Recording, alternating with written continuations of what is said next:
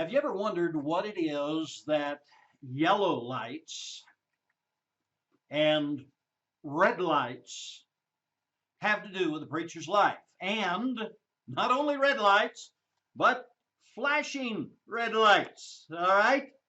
We're going to come and talk about that just a little bit. And maybe we could say three of the deadly D's that the devil brings along, his devices to derail the preacher. Well, I wish there was a D for a preacher. All right, I'm going to roll a little bit today. Anyway, we're going to come back and talk about that. This is Doug Hammett with Master Ministry with tips, tools, and truths to help you enlarge your ministry for the glory of Jesus Christ. Glad you're here today. This is going to be a short series. I'm going to be talking to you about this, and so today we're just going to get it really kicked off. Well, I hope well anyway. In the last week, a little less than a week actually, within about 4 to 5 days, I talked to 4 preachers that were dealing with difficult circumstances and were wrestling with the issues of discouragement and defeat and just down, if you will. And I want to talk to you a little bit about some of the ways in which I have approached this in the past and still do, things that have helped me. And so we're going to start with really, well, there's another D, delineating the problem, okay? Discerning where you are. And I believe that God has given us emotions. I believe the soul of man is made up of 3 major parts. First of all, there is, of course, the mind of a man, the way we think, our thoughts. Then there are the feelings that a man has. And last, there are the will or the choices that a man makes. And those 3 actually weave themselves together. And the way in which they work and weave themselves together is what makes every person distinct and different from another. Now, some men lean more towards the thinking stage than to the feeling. Others lean more to the feeling stage than to the thinking. And some don't think ever. They just kind of work and go do something. All right. Don't recommend that one. But when we're dealing with people and when we're working on our own heart and soul, we need to begin to understand where we are. I believe that God has given us the feeling side of man, the feelings, the emotions, in order for us to pay attention to them. Now, I don't know about you, but there have been times when I've seen those yellow lights. And when I saw them, I just kind of didn't pay a lot of attention to them. I just kind of made my way right on through. Now, I don't recommend that for you. Don't recommend it for me. But many times we kind of sail right on through because we're in a hurry. And here in Africa, often we see people running right through the red lights, which I definitely don't recommend. Extremely dangerous. A lot of wrecks happen because of that. And of course, then you've got the flashing red lights where they're trying to get your attention and keep you from getting hurt. And you're not even paying attention to the flashing red lights. You think you know better than them. Now, your feelings are like those lights.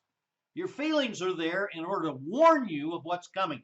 And when you begin to feel down, when you begin to feel disappointed, when you begin to feel discouraged and ultimately depressed, those are those lights in your life. That's your feelings. They're put there by Almighty God. Now, feelings are not wrong in and of themselves, but they are meant to be an indicator to keep us alert to what God is up to in our life. And so I begin, first of all, when I begin to deal with problems like this in my life from time to time, and especially in the pastorate, this is where you'll often find the feelings can sometimes come and go, and it's often based upon what others have done or said or what all's happened around you that maybe you didn't even have any peace in. But it affects you. It impacts you. There are many other myriad of things that can happen, but pastors especially are susceptible to these feelings happening. We need to discern, number one, where our level is at. And I think there are 3 levels. The first one is the one that I call, oh my, that doesn't even turn around, does it? Wish I could turn it upside down for you, but can't do that. It's the word disappointment, all right? And not sure if there's some way to do that on this software or not. I'll have to look at that for maybe our next time we record. But the whole idea is that disappointment is, if you would look at it this way, find my marker here. Here we go. Notice that word, and again, I don't know if that'll stick out as well, the word appointment. No appointment, or missed appointment, if you will. It's a misappointment. I set an appointment, and in my mind, I had these expectations of what this person would do. I had these expectations of what they should do. I had this expectation of how they would respond, and they did something different. I've been disappointed. I missed the appointment that I had set for myself. I missed the appointment that someone else I had set for them. That's a dangerous place to be. I'm going to show you in our next lesson, next recording that I put up, I'm going to show you how to get rid of all disappointment in your life. Now, hang on. I'm going to tell you something right now. While you can get rid of all disappointment in your life, you want to watch out for the caveat. I'll tell you about that next time. Okay. The second word that we must be careful about is when we move from disappointment up the ladder to the next stage, which is what I call discouragement. Now, discouragement is a lack of courage, missing courage. Discouragement is when we lose the courage to move forward in a particular area. For instance, maybe you're standing at the brink of a bungee jump that's 200 feet down, and you're going to smash your head at the bottom if the bungee breaks, and you're going to hit the bottom and the rocks, all right? And we have a place like that up here in southern Africa, and a fellow who actually did that and hit the bottom, and he survived, thankfully. But very dangerous thing to do. You might be standing at the top ready to jump, and you're discouraged. You lose the courage. You back away and say, no, I'm not going to do this. Now, you might consider jumping on a bungee cord a rather foolish thing to do. But there are also things that you and I ought to be doing as God's people, and especially as God's man. There are messages that you need to deliver to your congregation from the Word of God. But maybe because you're lacking courage, you're afraid to speak forward, speak straightly, and speak in such a way that it connects with the people. And you couch your words in so much flowery language and so many caveats that they begin to wonder if you are even talking to them. And that's a dangerous place. Many a preacher has lost his place of leadership because of discouragement. Discouragement, I think, is deeper. It's more difficult than what disappointment is. You can't help disappointment. Now, I say you can't. There is one way you can. I told you I'd tell you how. But you're not going to miss disappointment in this life.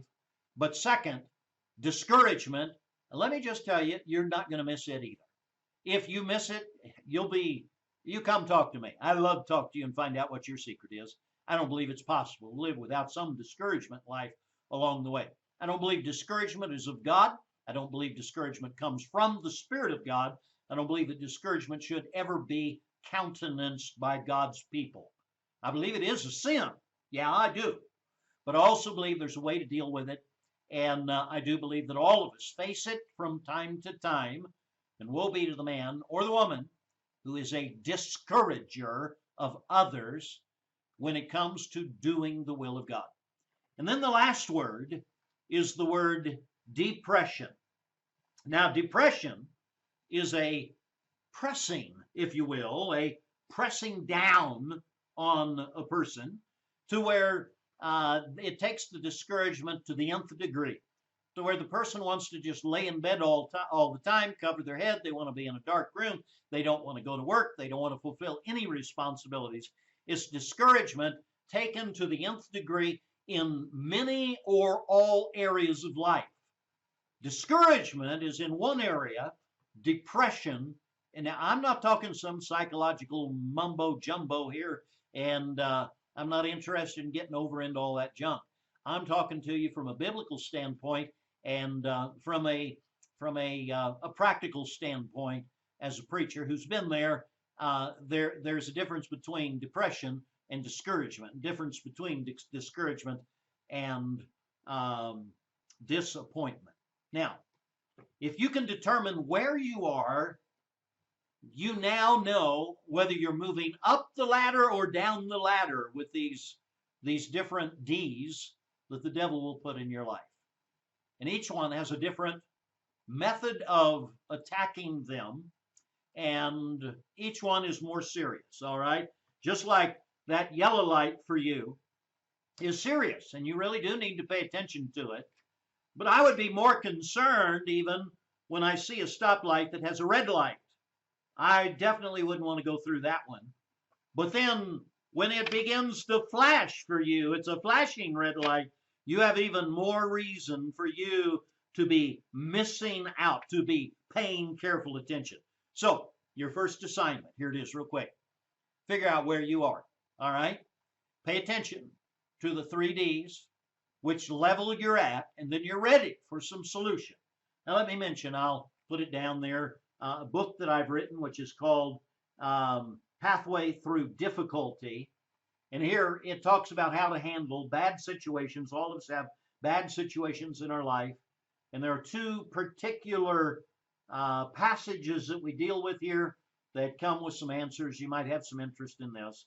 And it's the acrostic of trial, T-R-I-A-L, and the other is the acrostic of praise, P-R-A-I-S-E, both of which will help you. And you can find some information somewhere on this page, depending on what page you're on, that'll lead you on over to where you can pick up a copy of that if you're interested. But this is Doug Hammett with Master Ministry. Appreciate you being here with me today. If this has been any help to you at all, any encouragement, I would encourage you to encourage others as well. Let them know, yes, disappointments are going to come. Yes, discouragement, though it's not right, it does happen to all of us. And depression, wow, stay out of that bed, if you will. You don't want to go there, all right? And maybe you could just comment down below, all right? What is it that has helped you overcome in the area of discouragement as a man of God? Maybe a lady of God's listening to this too. And just one short statement. Here's where I found my biggest help.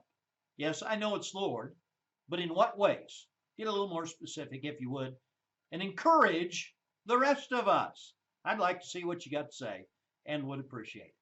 This is Doug Hammett signing off. Tips, tools, and truths that'll help you advance your eternal effectiveness for the cause of Jesus Christ. God bless you. Thanks for joining us today.